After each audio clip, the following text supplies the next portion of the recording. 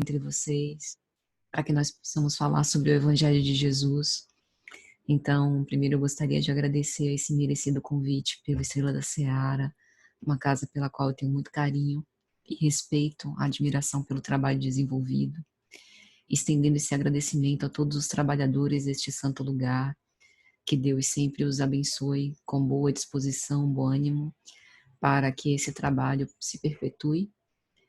Gostaria de saudar aos queridos amigos que nos acompanham pelo Salão Doutrinário do Centro Espírita e também pelos laços invisíveis da internet. Que Deus esteja conosco e abençoe a nossa modesta contribuição para reflexionar sobre essa mensagem consoladora que promana do Evangelho de Jesus. O livro Vinha de Luz faz parte de uma coleção muito espiritual, quer dizer, de uma coleção muito especial, trazida pelo Espírito Emmanuel, pela psicografia de Chico Xavier, que representam uma fonte viva de esperança, de trabalho, de consolação e de bom ânimo em dias difíceis e tormentosos, pelos quais ora nós atravessamos. E na mensagem que nos serve hoje de tema, do capítulo 47, O Povo e o Evangelho, Emmanuel, de um modo muito inspirado, vai nos fazer refletir o quanto o Evangelho espraia uma espécie de perfume que encanta e atrai a todos nós que sofremos numa diversidade de ordens, de intensidades e de setores da nossa vida. Ele inicia esse capítulo fazendo uma citação do Evangelho de Lucas, capítulo 19, versículo 48, em que o evangelista vai dizer: "E não achavam meio de lhe fazerem mal, porque todo o povo pendia para ele, escutando-o." Era incrível observar, naquelas épocas, em Cafarnaum, na Galileia, por onde quer que o Cristo andasse, onde quer que ele estivesse, a multidão, principalmente a multidão de sofredores, de aflitos, se sentia atraído por essa mensagem de tão elevado, de tão sublime sentido. Jesus gostava de pessoas, gostava de estar em meio à multidão, de dividir, de compartilhar vida e esperança com todos. E o interessante é que, como o espírito Joana de Ângeles, pela psicografia de Divaldo Franco, vai dizer na obra Jesus e a Atualidade, a primeira da série psicológica que ela escreve, num capítulo chamado Jesus e Inimigos, ele não tinha inimigos, mas alguns se faziam inimigos do Cordeiro Divino. Buscavam-no à espreita, como se quisessem pegá-lo, numa dificuldade, num desafio, num deslize em relação à lei e os profetas, em relação a essa comunhão que ele demonstrava indissociável com o Pai, como se isso fosse possível. Infalível, perfeito, o Filho unigênito de Deus sempre demonstrou nos pormenores, nos pequenos lances da sua vida, da sua mensagem, da sua história, que de fato era portador dessa mensagem divina, como a porta, como a videira verdadeira, como o bom pastor, como o caminho, a verdade e a vida. Então, por mais que os homens, que o espírito Amélia Rodrigues, também pela psicografia de Divaldo Franco, vai chamar de pigmeus morais, quisessem fazer-lhe mal, jamais conseguiriam. Porque em Cristo nós temos o modelo perfeito daquilo que um dia será a nossa humanidade integral.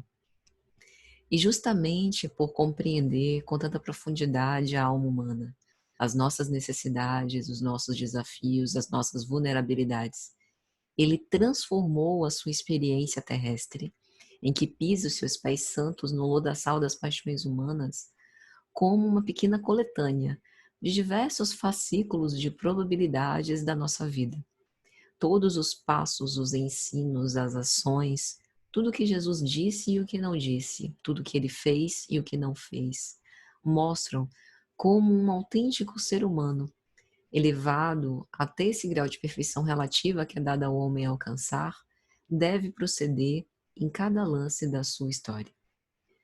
Na história de Jesus, no seu messianato, nós vemos cenas de perseguição, de traição, em que ele é confrontado a posicionar-se de acordo com a lei, como por exemplo no caso da mulher adúltera, em que ele tira uma mulher do anonimato para elegê-la como modelo de fé, como ele faz com a mulher hemorroíça, em que ele destaca uma considerada meretriz como repórter da ressurreição, como faz a Maria Madalena, e diversos outros tantos exemplos do seu messianato mostrando como nós devemos nos portar perante as tentações, as provas tão comuns na nossa vida, na nossa experiência ainda, de espíritos imortais, porém, num estado de imperfeição, que todos nós somos. E é justamente por receber, através das mensagens de Jesus, dos seus exemplos, esse conforto e consolo atuntador, que o perfume consolador do Evangelho atrai a todos nós que estamos em sofrimento. Como ele mesmo nos exortou certa vez, conforme a anotação de Mateus, capítulo 11, versículos 28 a 30. Vinde a mim, todos os que estáis cansados e oprimidos, e eu vos aliviarei. Tomai sobre vós o meu jugo e aprendei de mim, que sou manso e humilde de coração, e encontrareis descanso para as vossas almas, porque o meu jugo é suave e o meu fardo é leve. É interessante porque em O Evangelho segundo o Espiritismo, no capítulo 6º, Kardec escolhe esse trecho para inaugurar o capítulo Cristo Consolador, justamente nessa fala em que Jesus se direciona não só aos aflitos e sofredores, mas também aos fariseus e judeus hipócritas, que muitas vezes sobrecarregavam as penas já bastante dolorosas, fazendo com que o culpado se sentisse ainda mais culpado. É como se naquela punição houvesse uma satisfação de um desejo de vingança. E Jesus propunha exatamente tornar esses fardos mais leves, não que ele fosse conivente com o mal. Ele não se cansou de combater o mal através do enaltecimento do bem em toda a sua vida, mas através do que ele chama desse jugo suave, desse fardo leve.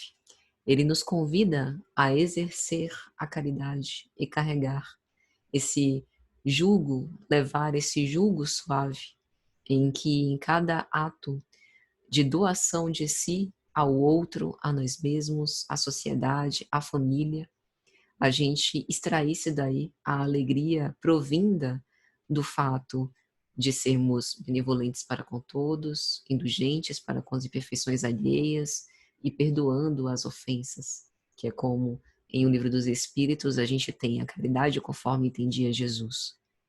E com esse jugo suave o nosso fardo se torna leve, porque o amor cobre a multidão de pecados. Então, ao invés de sentenciar de uma forma eterna ou absurdamente difícil, dolorosa, aquele que incorreu em erro, Jesus estende a mão, dando ao infrator a oportunidade de se arrepender, de expiar as suas faltas e de reparar, não antes sem tentar o amor.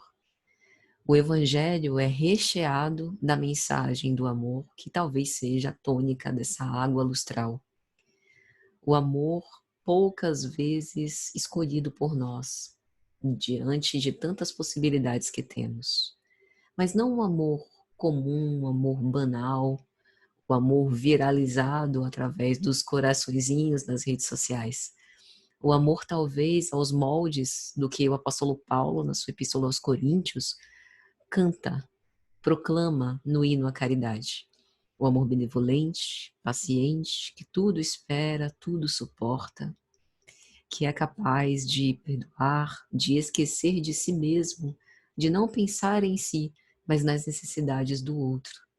Um amor que nos leva a sair de nós, não que isso implique em nos abandonar, mas num ato de abnegação e de muita coragem, decidir pelo melhor, decidir pelo vínculo, pela permanência, por reabilitar, por restaurar, por reestabelecer. É um amor que demanda sacrifícios ingentes de cada um de nós. E isso é importante para que a gente não romantize o nosso processo evolutivo, porque amar dói. Amar nos faz necessariamente sair da nossa zona de conforto. E se de um lado Cristo, através dos seus ensinos, dos seus exemplos, nos oferta consolo e conforto a toda dor, ele também exige muito. No Sermão da Montanha, ele vai dizer que as pessoas de má vida fazem o bem aos outros também, mas a nós é cobrado mais do que aquilo que é exigido aos que desconhecem a mensagem divina. Nós que somos cristãos e espíritas, e que, portanto, elegemos o Evangelho como roteiro, como norteador do processo redentor, que todos precisamos empreender, nós sabemos que a vingança, o ressentimento, a mágoa não tem lugar no dicionário cristão, por assim dizer. Jesus nos convida a amar mais que a nós mesmos, mais que a Deus, mais que ao próximo, amar aos nossos inimigos, sobretudo os inimigos interiores, que muitas vezes nós projetamos nas nossas relações, sobretudo as mais íntimas. Amar aquilo que odiamos em nós mesmos, aceitar o nosso grau de imperfeição, tendo paciência com o nosso processo evolutivo e abrindo assim a possibilidade de nos redimirmos através das provas libertadoras. Mas muitas vezes nós colocamos a nossa fortaleza, aquilo que efetivamente poderia ser definido como significado da nossa vida, onde está o teu tesouro, aí também está o teu coração, como dizia Jesus, naquilo que é exterior, naquilo que é superficial, que diz respeito a essa personalidade que temporariamente eu animo, mas que tem uma certidão de nascimento e terá uma certidão de óbito. Quando? Deus o sabe. Elegemos o ouro que brilha, mas esquecemos que o ouro é apenas um ornamento.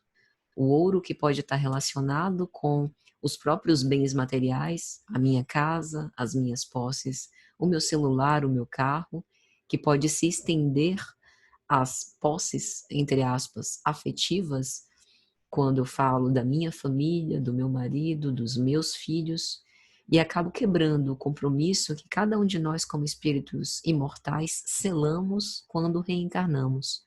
O compromisso com a fraternidade universal, o compromisso com toda a humanidade.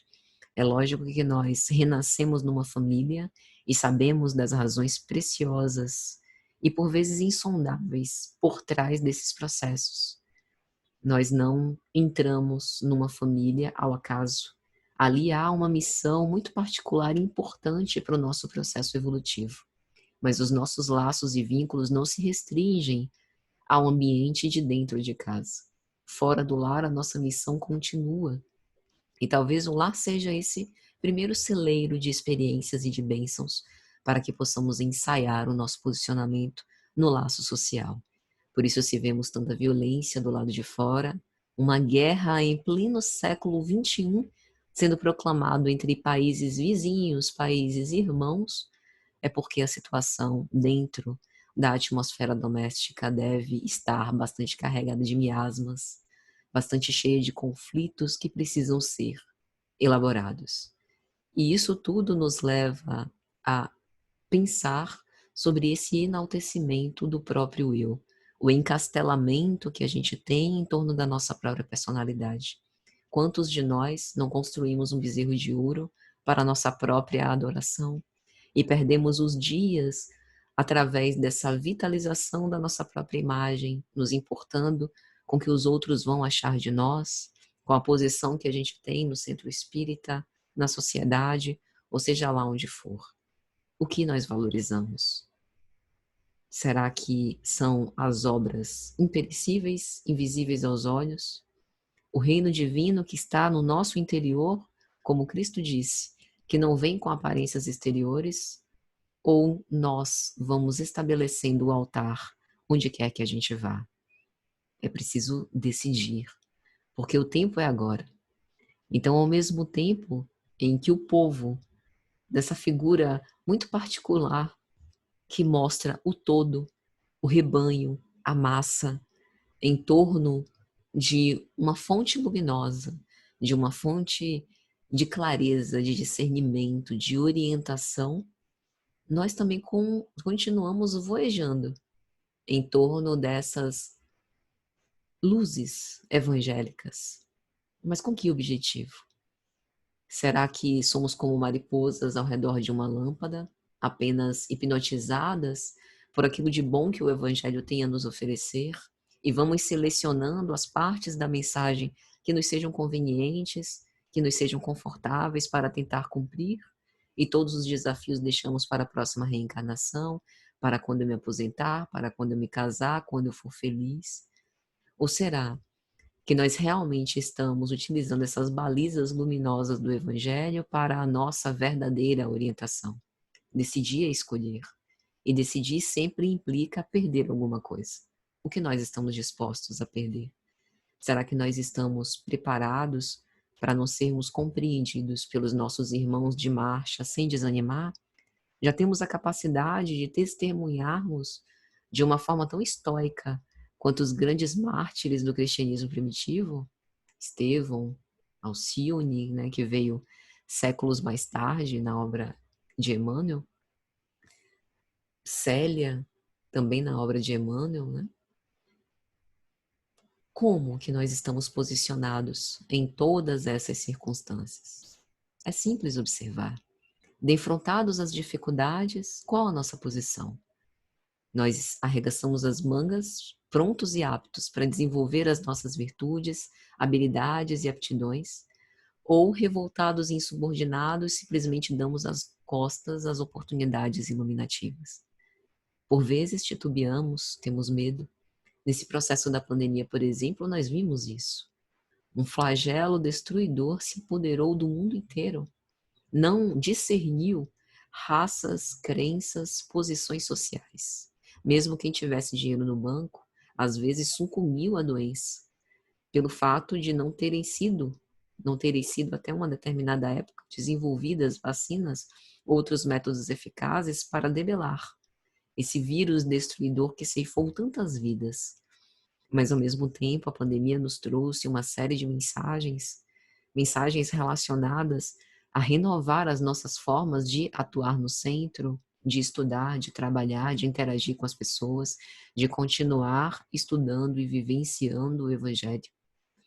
O Evangelho foi difundido, entrou nos lares pelos telhados, como Cristo advertiu os seus apóstolos no sermão que ele faz no Evangelho, e alcançou lares sedentos dessa sede de conhecimento, dessa fome de Deus que todos nós temos. E isso nos levou à crise, a um momento, a um convite para talvez solucionar conflitos internos e externos que pululam, que nos povoam, que nos habitam.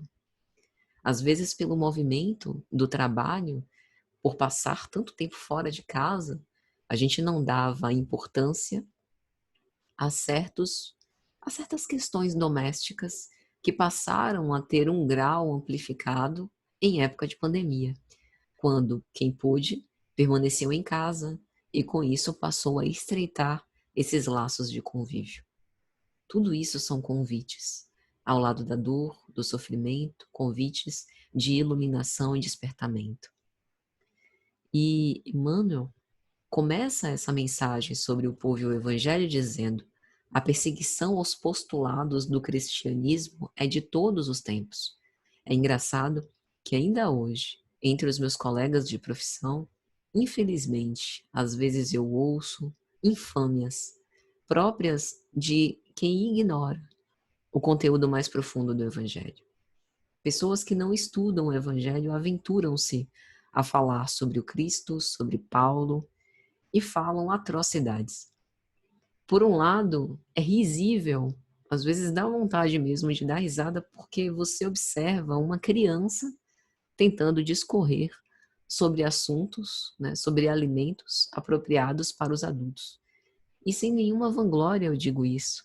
Por menos que se conheça o Evangelho, há certas coisas que se fala da mensagem, né, vinda desse exercício dos homens do Evangelho, que a gente chama de cristianismo, que já seriam repugnáveis, como, por exemplo, o fato de dizer que o Evangelho prega uma espécie de masoquismo e faz apologia ao sofrimento, quando, na verdade, das mensagens estoicas que já tive condição de ler, Talvez o evangelho seja a mais sublime de todas.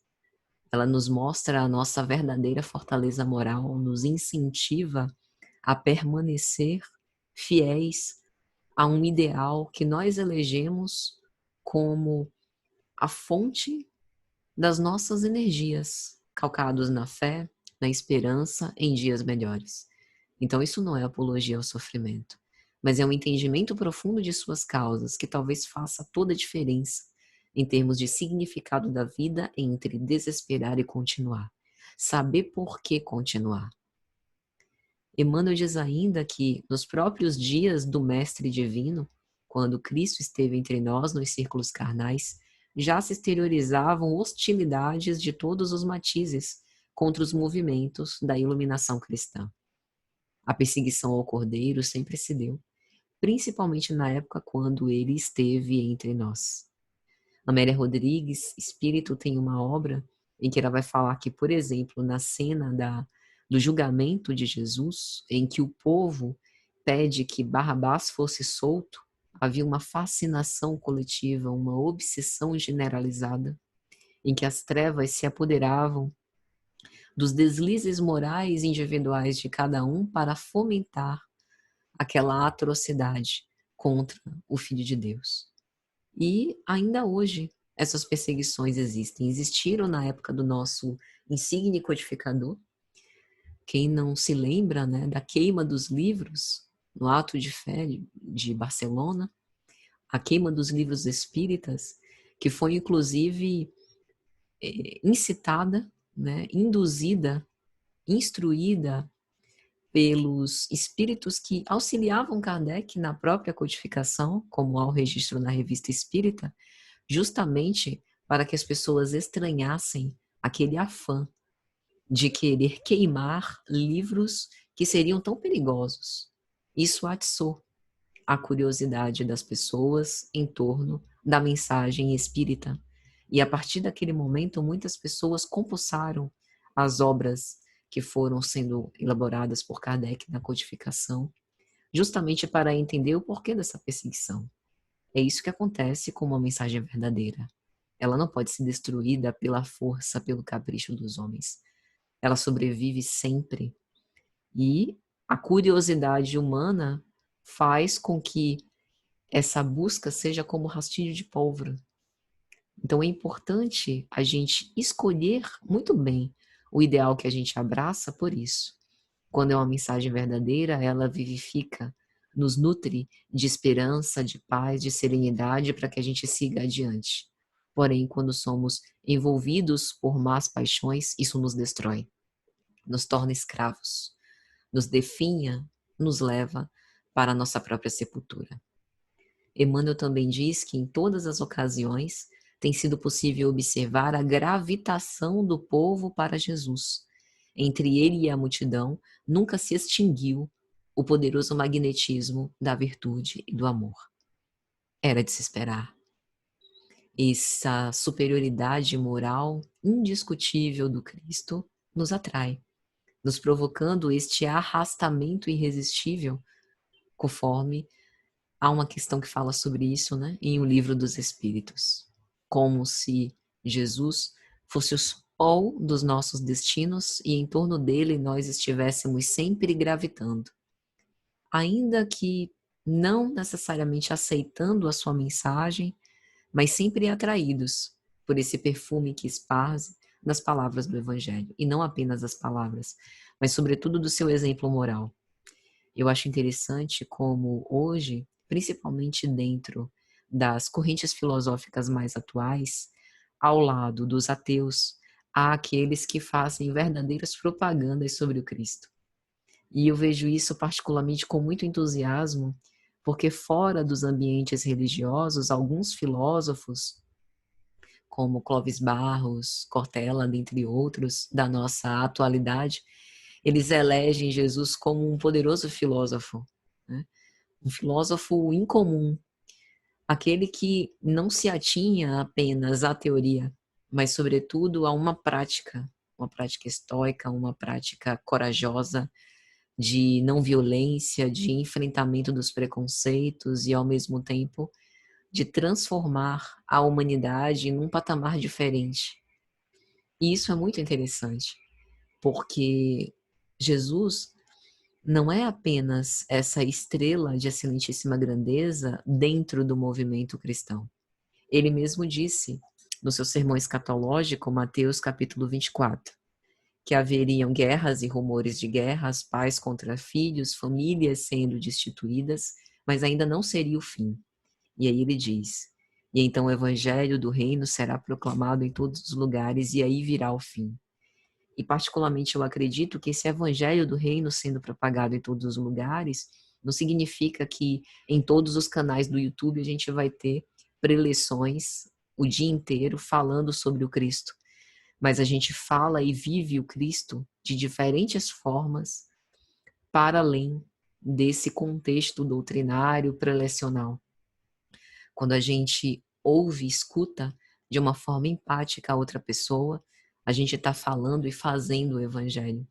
Quando a gente perdoa uma ofensa, a gente está vivendo o evangelho. Quando a gente tem clemência, misericórdia, compaixão daqueles que cometem atrocidades, nós estamos buscando repetir Jesus. Então é assim que o evangelho será proclamado em todos os lugares, através de nós nos tornarmos esses evangelhos vivos. E isso é interessante porque essa confiança que a gente tem ao Pai não é apenas a confiança no sentido de acreditar, né, na mensagem, acreditar na força desse roteiro, acreditar no poder transformador que o Evangelho tem nas nossas vidas. Mas é também confiança no sentido de se confiar ao próprio Evangelho, se confiar ao Cristo. Né? Confiar nesse sentido significa pôr-se, né, ou pôr alguém ou algo sob a guarda, sob os cuidados de alguém. Então, quando a gente se confia ao Cristo, a gente consegue assumir as nossas responsabilidades, fazendo tudo que é possível com as condições que a gente tem, para que tenhamos o melhor desempenho na nossa vida pessoal, profissional, no ambiente religioso que porventura a gente elabore, né, enquanto sociedade, mas a gente também confia que onde a gente não alcança, Deus cumpre muito bem o seu papel. E isso não é pouca coisa. Nós somos tão orgulhosos, tão presunçosos, egoístas também, que muitas vezes temos essa arrogância de acreditar que faríamos um papel melhor do que o Pai. E quando que a gente demonstra isso? Quando a gente não respeita o tempo de Deus, quando a gente quer acelerar certos processos que devem transcorrer com a aparente lentidão que tanto nos incomoda, quando a gente deseja recolher recompensas muito precoces do investimento do nosso amor. Muitas vezes o nosso trabalho é apenas semear. Recolher esses frutos vai ficar a cargo de outra pessoa, mas nós não. Nós queremos fazer tudo. Arar a terra, lançar as sementes, apressar os climas se pudéssemos, para ver essas sementes germinarem e frutificarem e recolher os frutos e colocar no cesto. E é lógico, contra esses nossos caprichos pueris, a sabedoria divina opera sempre, com o objetivo de nos corrigir, de nos colocar de novo nesses trilhos do amor. Emmanuel vai falar ainda nessa mensagem que debalde surgem medidas draconianas, severas, da ignorância e da crueldade. Em vão aparecem os prejuízos eclesiásticos do sacerdócio, quando, sem luz, na missão sublime de orientar, cientistas presunçosos, demagogos subornados por interesses mesquinhos, clamam nas praças pela consagração de fantasias brilhantes. Engraçado que eu estudava sobre o movimento da Contra-Reforma, que instituiu, dentre outros, esse celibato no exercício, né, do sacerdócio religioso de algumas religiões, sobretudo de origem católica, e o quanto que isso não tem nada a ver com a proposta divina de iluminação espiritual. A gente vê entre os apóstolos Simão Pedro, por exemplo, né, que casou-se, teve filhos, Filipe, que também teve suas filhas, enfim, nada disso impediu que se tornassem de discípulos a apóstolos e que mais tarde funcionassem como esses precursores que a gente agora vem nos caminhos, né, que eles palmilharam bem atrás, com o objetivo de tentar repetir minimamente essa grande contribuição que eles deixaram. Onde o homem intervém, por vezes mistura as suas paixões, os seus preconceitos, a sua visão enceguecida e torna opaca uma claridade que já é perfeita. Nos pretendemos orientar e muitas vezes misturamos um excesso de severidade, quando só deveria ter amor. Muito presunçosos, por vezes achamos que sabemos tudo e não queremos ter dúvida, porque temos vergonha de errar, não sabendo que os maiores filósofos da humanidade elegeram justamente o não saber, como Sócrates, como Montaigne, como base dos seus ensinos para despertar os potenciais que a gente tem. Então, nos parece que é sobre isso que Emmanuel nos diz. Por vezes o homem tenta colocar rigidez excessiva, excesso de padronizações, de coisas pequenas, para tentar normalizar aquilo que já é perfeito e perde a essência. E aí ele diz, o povo, porém, né, além de todas essas repressões, inclina-se para o Cristo, com a mesma fascinação do primeiro dia. Indiscutivelmente, considerados num todo, achamo-nos ainda longe da união com Jesus, em sentido integral. Nós sabemos que entre nós e o Cristo ainda há um abismo imenso a transpor, mas de algum modo, essa fonte luminosa que espraia de Jesus nos atrai e nos dá esperança para esse processo de evolução. Na obra Coragem, o Espírito Emmanuel também, pela psicografia de Chico Xavier, escreve uma mensagem linda, intitulada Confiança Recíproca. E Emmanuel vai nos lembrar que muitos companheiros aqui entre nós se declaram indignos de trabalhar na seara do bem, alegando que não merecem a confiança do Senhor.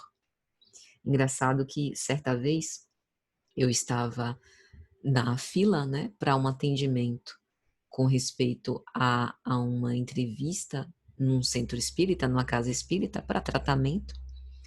E, enquanto estava na fila, uma senhora à minha frente conversava com outra, dizendo que já fazia muitos anos que estava em tratamento. E aquilo me deixou um tanto quanto surpresa, né, e preocupada, porque se ela já estava há vários anos em tratamento, o problema dela devia ser muito grave, né? Comecei a sentir uma certa compaixão pela situação dela, que parecia bem, mas a gente nunca sabe, né? As aparências enganam. Prosseguindo no diálogo, ela disse que tinha, portanto, muitos anos, já em tratamento, sem previsão de concluir, e dizia que ainda se sentia muito vulnerável, muito pequena, muito impossibilitada de contribuir com algo.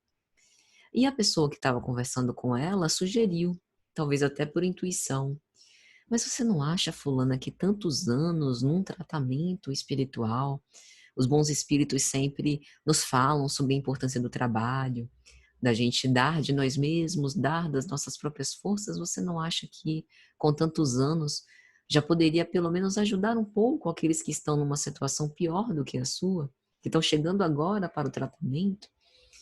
E a senhora redarguiu dizendo que não, absolutamente, porque ela está numa condição que a impede de ajudar quem quer que seja, por ser indigna. E nesse momento eu me lembrei dessa mensagem de Emmanuel. Muitas vezes nós realmente estamos passando por uma situação de sofrimento tão grande que nos impede de nos ver com realidade. A nossa autoimagem está deturpada e a gente desconhece as nossas capacidades, até pelo próprio sofrimento, pelo próprio processo de adoecimento, que pode envolver adoecimento psíquico. Porém, essa subestimação das próprias capacidades deve ir abrindo espaço a pouco e pouco para que a gente possa descobrir, através do trabalho, uma forma não necessariamente de recompensar a casa espírita ou aquelas pessoas que nos ajudaram em momentos mais graves e delicados, mas nos ajudar nesse processo de reabilitação. Eu me recordo que na obra Paulo Estevão, Saulo de Tarso, né, quando ele começa a trabalhar na Casa do Caminho, ele dá essa sugestão a Pedro. O que você acha de nós fazermos um movimento em que aqueles que vão se, né, restabelecendo, convalescendo da enfermidade, ajudem os mais enfermos? E a gente cria um movimento de ajuda mútua dentro da Casa do Caminho, justamente para estimular o trabalho que foi eleito pelo Senhor, né? Então isso é muito interessante, porque ao mesmo tempo em que a gente se sente atraído pelo Evangelho enquanto mensagem, e a gente bebe dessa fonte divina que nos descedenta, nós também podemos testificar as mensagens que já estão no nosso interior, que já estão no nosso coração, com o objetivo de que a gente passe isso adiante através dos nossos atos e contribua primeiro para conosco, para com o nosso processo de transformação moral. E Emmanuel, nessa obra Coragem, diz ainda: se o Senhor não te observasse o devotamento afetivo, por exemplo, não te entregaria a formação da família, em cuja intimidade criaturas diversas te aguardam carinho e compreensão. Se não te apreciasse o espírito de responsabilidade, não te permitiria desenvolver tarefas de inteligência, através das quais influencias grande número de pessoas. Se não acreditasse na tua nobreza de sentimentos, não te induziria a sublimar princípios e atitudes na realização de boas obras, com as quais aprendes a estender-lhe no mundo o reino de amor. Ou seja, a confiança que nós temos com o Pai é mútua, porque o Pai também confia em nós. Confia nas nossas potencialidades, confia nas condições que nós temos de fazer brilhar a nossa luz perante os homens e perante Ele também, porque Ele não quer um esboço imperfeito. Ele quer uma obra-prima, reluzente perante os seus olhos, e por isso o Senhor nos faculta oportunidades para o nosso próprio crescimento e evolução espiritual. Aí, voltando para o nosso livro Vinha de Luz, nessa mensagem O Povo e o Evangelho, Emmanuel vai dizer: de quando em quando o povo experimenta pavorosos desastres, tormentas de sangue e de lágrimas varrem-lhe os caminhos. A claridade do Mestre, contudo, acena-lhe à distância. Velhos e crianças identificam-lhe o brilho santificado. Como nós temos passado por esses momentos pavorosos de tormentas de sangue e lágrimas, processos de enfermidade, de violência, de escândalos, têm pululado ao redor do mundo, na nossa cidade, no nosso lado, às vezes no seio familiar, de onde a gente vive, ou do outro lado do mundo, pouco importa, pois nós fazemos parte dessa grande família. Em qualquer lugar que a gente vá, algo, entretanto, sempre nos convida como um chamado do Cristo para que nós possamos pender para Ele, como diz o evangelista Lucas. Em que sentido? Às vezes o chamado do Cristo é um processo de enfermidade, uma doença, que nos leva àquele movimento de ensimesmamento, de reflexão, de interiorização. O leito de dor carrega sublimes lições para a gente aprender. Basta que queiramos ouvir, que queiramos ter olhos de ver e ouvidos de ouvir. Às vezes o chamado do Cristo vem através de uma palestra, de uma passagem evangélica que a gente lê, num momento de desespero, que nos reorganiza os pensamentos e nos traz de novo ao prumo. Independente da nossa idade, da nossa condição, nós todos, velhos, crianças, sempre somos encantados por esse brilho santificado.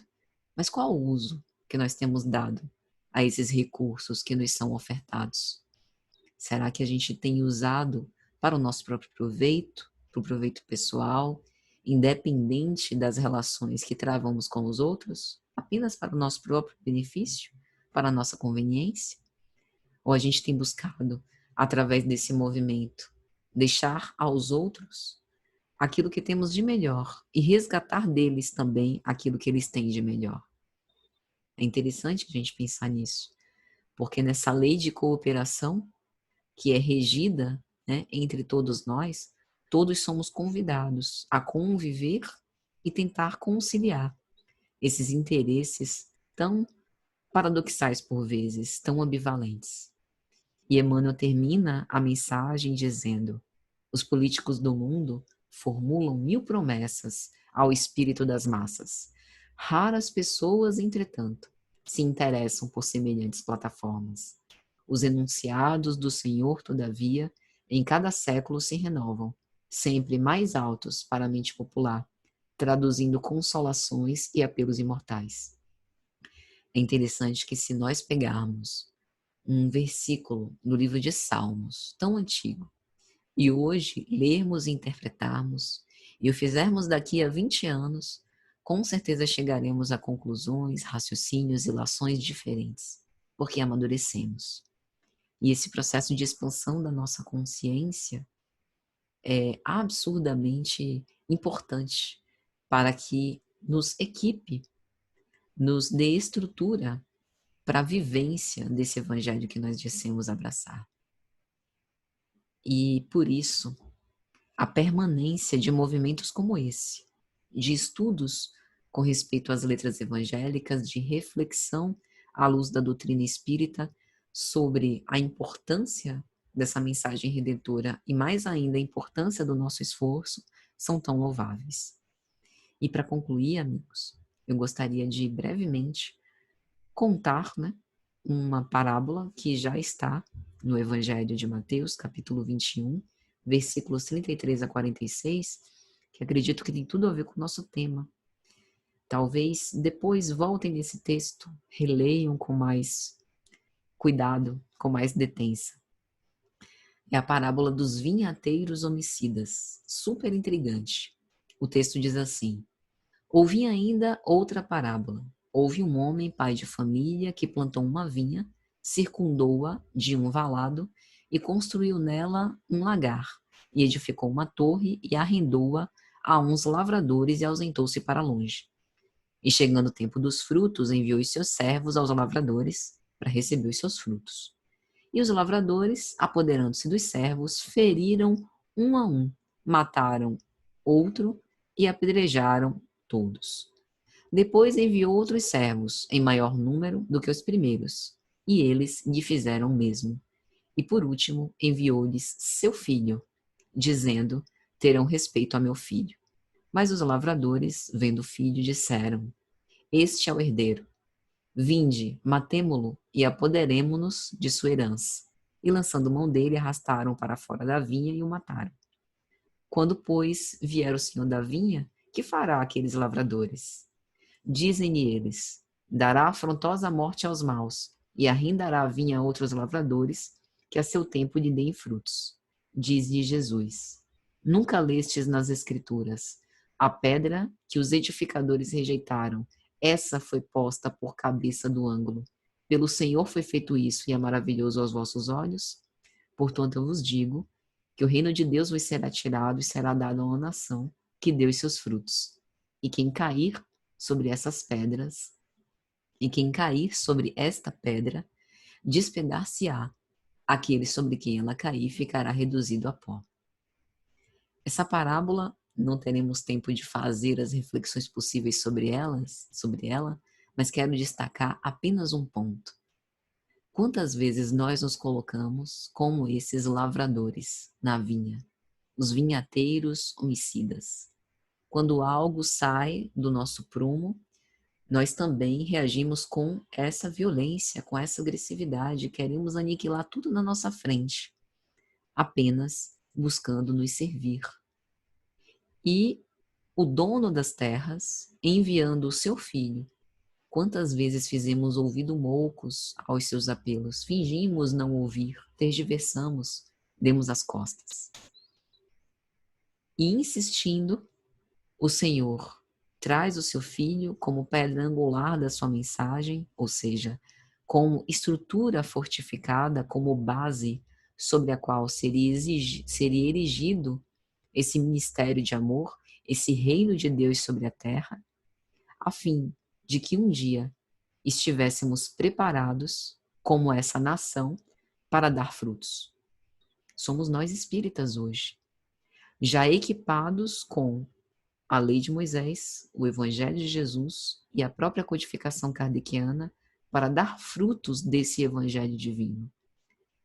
Não podemos, portanto, nos comportar da mesma forma como vinhateiros homicidas de antes, que ao invés de destruir e de colaborar para a propagação do ódio, sejamos essas fontes luminosas do amor, com base no próprio sacrifício, no próprio exercício individual do que nós podemos dar, dos frutos que a gente puder testificar.